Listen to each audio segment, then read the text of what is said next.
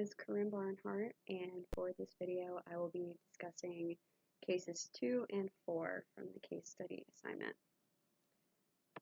So for case 2, we're presented with an image of a brain from an MRI and a PET scan, and these show images of a glioblastoma.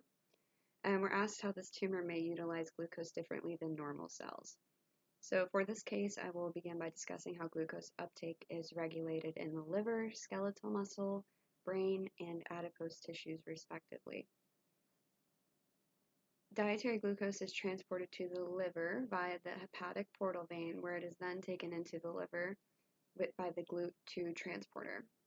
Liver cells are highly permeable to glucose entering and leaving, and the portal vein can transport large quantities of glucose to the liver, where it is rapidly converted into energy via glycolysis and other pathways without flooding the bloodstream with high quantities of glucose. Glucose is taken up by the skeletal muscle by the transporter GLUT4. GLUT4 activity is activated by the binding of insulin to its receptor on the muscle cell, where the transporter then migrates to the plasma membrane to transfer the glucose into the cell by facilitated diffusion.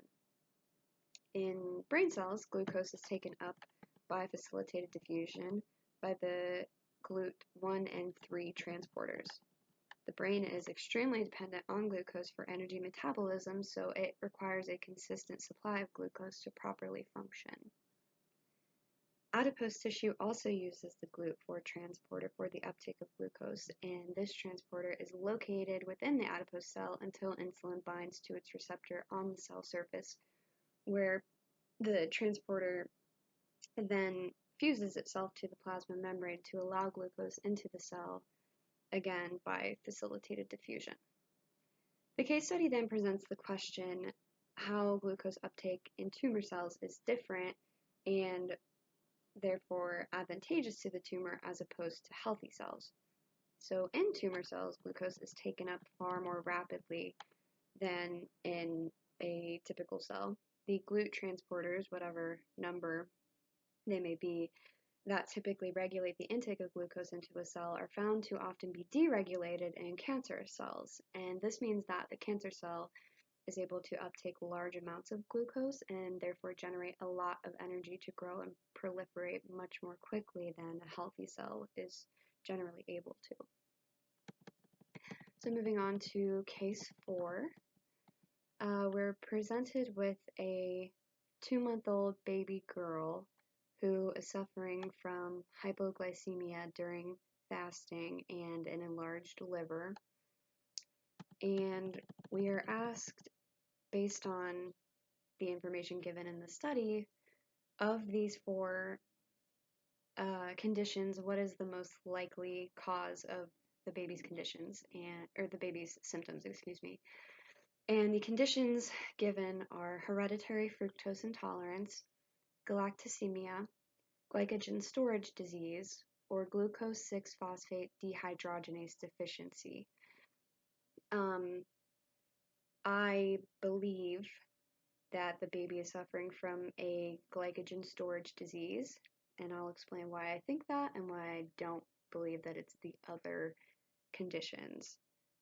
So I believe that she's potentially suffering specifically from von Gier's disease, and this is a glycogen storage disease that typically manifests in infants, and symptoms include an extended stomach due to an enlarged liver and hypoglycemia, and these are 2 of the main symptoms that the baby was exhibiting. And this condition is caused by the lack of the enzyme glucose 6-phosphatase, and it basically prevents the baby from being able to use her glycogen stores when she is in a fasted state. So the other conditions are hereditary fructose intolerance, and the symptoms include extreme cases of hypoglycemia and vomiting after consuming fructose or sucrose.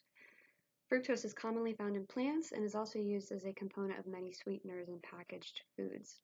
While the baby may receive some fructose from her mother, depending on what the mother has been eating, she likely doesn't receive enough to cause such a reaction from the milk alone.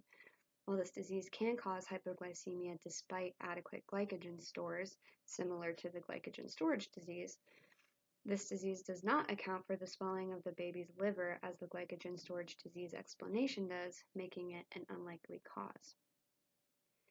Galactosemia is the inability of the body to metabolize galactose caused by defects of enzymes relating to its digestion.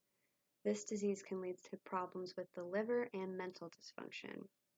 This is unlikely the cause for the baby's symptoms because she is able to tolerate breast milk, which inherently contains galactose. If she were suffering from galactosemia, drinking breast milk would likely cause her symptoms to be exacerbated and not alleviated. And finally, G6PD deficiency predominantly affects males, so that indicator alone lets us know that this is probably not the case for the baby girl in our case study. This deficiency also affects the red blood cells, and it can cause hemolytic anemia, symptoms of which include jaundice and fatigue, among others. And those two symptoms alone don't necessarily sound like the symptoms the baby girl is experiencing, so we can rule that out pretty quickly as the cause of her symptoms. All right, thank you.